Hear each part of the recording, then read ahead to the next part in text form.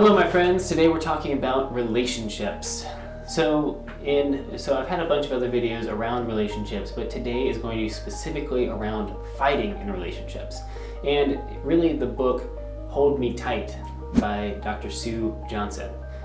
Dr. Sue Johnson is the founder of Emotionally Focused Therapy, EFT, which is a type of couples counseling that goes into detail about how to handle these patterns of fighting that come up in relationships. Oftentimes, you have two people in a relationship and you'll notice that they get into the same fight over and over and over and over. And that is because, according to Dr. Sue Johnson, they are responding in line with their attachment styles. So I've had a few other videos about attachment styles, but just as a quick review, there are three different ones that are really key to understand here. The first is securely attached. We don't need to worry about them so much because they are comfortable with intimacy and very happy in their relationships. Number two are anxious. Anxious attachment styles are afraid of losing the other person. They're afraid that they are not worthy, and they will respond by having jealousy, by being afraid the other person is going to be lost. The last is avoidant attachment styles, and those people push others away because they are afraid of intimacy and prefer independence. Okay, so those are the three attachment styles. Now, what are the types of fighting patterns that come up in relationships that are related to these? So there are three different kinds of fighting patterns that come up in the EFT mindset around relationships. And those are, and Dr. Sue Johnson describes these in terms of dance terms. She's a tango dancer, and so she really likes describing things in terms of dances. But the best way to describe these, I think, is with the terms attack or withdraw. So in relationships, in conflict, one person will often take on the role of attacking, and the other person might take on the role of attacking as well, or they might take on the role of withdrawing into themselves. So what does this look like? Well, there are three different formats. The first is called the Protest Polka. The Protest Polka is when one person attacks and the other person withdraws. So one person finds something that is wrong in the relationship and they begin attacking the other person. The other person can't handle it. They get so riled up and activated that all of a sudden they shut down and they withdraw, they pull back. This can show up in the form of the person who's withdrawing deciding to not rock the boat because they're afraid that the other person will blow up at them. Or they may get paralyzed when a conflict actually occurs and immediately try to sidestep it. They may also try to hide things from the other person because they're afraid of the other person's reaction.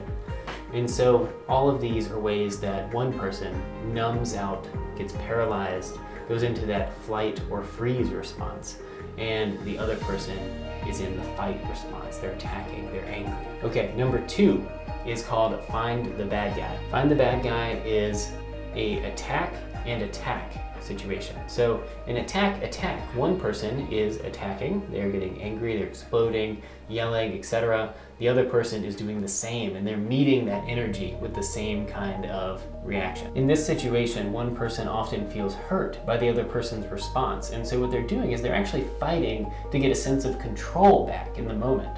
They're fighting to do whatever they can to regain control. In all of these different situations, one or both people feel hurt, and that is causing them to react in the ways that they're used to reacting in order to find safety in their relationships. So the last type of conflict is the freeze conflict, or withdraw and withdrawal. So this is when both people are withdrawing, both people are pulling back from that relationship. And Dr. Sue Johnson talks about this as being a situation where oftentimes they have maybe tried one of the other patterns, and at this point they've both kind of given up. They both are not active in the relationship. They don't feel like fighting because at this point they feel like it's not worth it, and they haven't had any resolution in so long that has been positive for both of them that they both end up pulling away. And this usually happens after a long period of the other two. Okay, so now let's talk about how to actually fix these patterns. If these seem like something that you and your partner are getting into, that doesn't mean that there's no hope. You can fix these patterns, and I think that that is one of the beautiful things about emotionally focused therapy, is that it offers you a way out of these really destructive patterns. So part one is to actually understand the issue. Okay, understand the patterns that you're both going through, and you both need to understand the patterns. One person can't only understand it and the other person doesn't care. Okay, you both need to come to the table and you need to do the research, you need to understand what's going on. And you need to recognize these things when they come up. That's part of the situation. Number 2 is come together and start with we. Start with we are here together. This is our goal for the relationship, and separate yourselves from the conflict.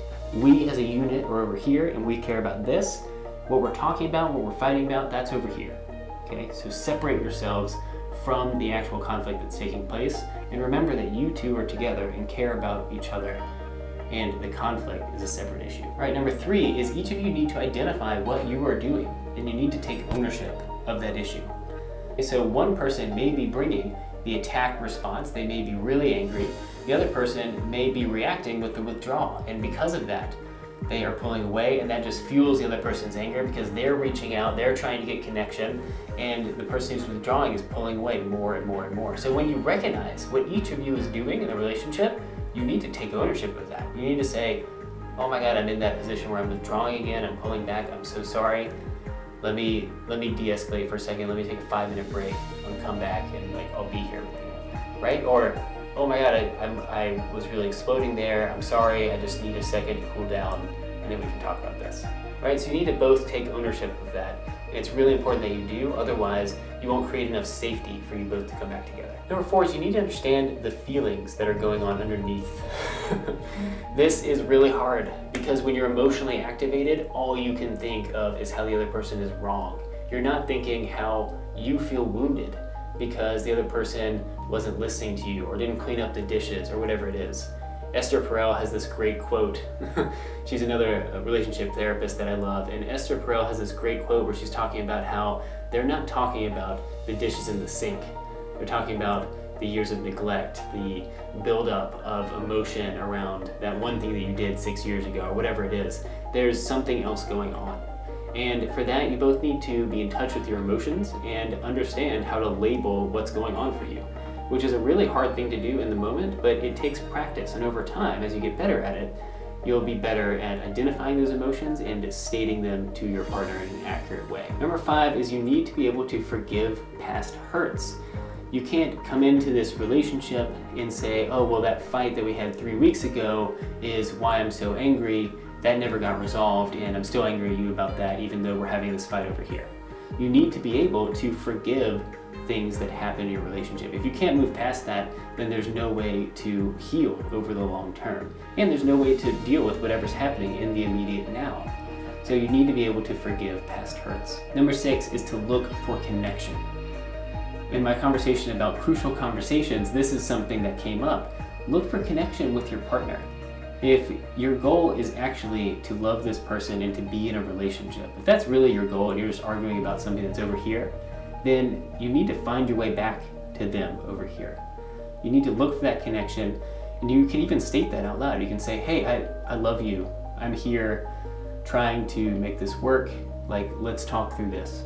And sometimes the ice can be broken by physical touch. Sometimes it's not the time for that, and you just need to calm down for a second and say, hey, I'm here to talk. I care about this. Let's work through it. But you need to look for that connection, and you need to part of that is understanding your partner's attachment style and how they act in those relationships. So if your partner withdraws, then you coming trying to get them and really being aggressive towards them isn't going to necessarily help. You need to say, hey, I understand that you're feeling really withdrawn right now, but I love you and I really want to work through this. Can we take a 5-minute break and come back and talk about it once you feel a little better, right? Or vice versa, if somebody's coming from the attack angle. So it's really important to understand and come from that place of empathy and love and look for that connection. And finally, number 7 is once you've worked through everything, connect physically. Dr. Sue Johnson talks about how important it is and how much our neurological states adapt to and react to physical touch with another human being. It's something that we are evolutionarily designed to do is when we connect with someone physically, we connect with them emotionally. And so it can be really helpful to add physical touch into the last stage of this to really help calm things down and reconnect with your partner at the end. So I hope this was helpful. I hope that maybe you recognize some of your own patterns in the things that I talked about today, And I hope that you take these 7 steps and are able to work through them with your partner in the next kind of conflict that you two have. Remember, the first step is understanding, and there is a way to fix this, as hard as it may sound right now. Thank you so much. And again, as always, if you like this video, please give me a thumbs up, subscribe to my channel, and if you know somebody who might benefit from this video, please send it on to them. It really helps me, and I would love to help them as well. Thank you.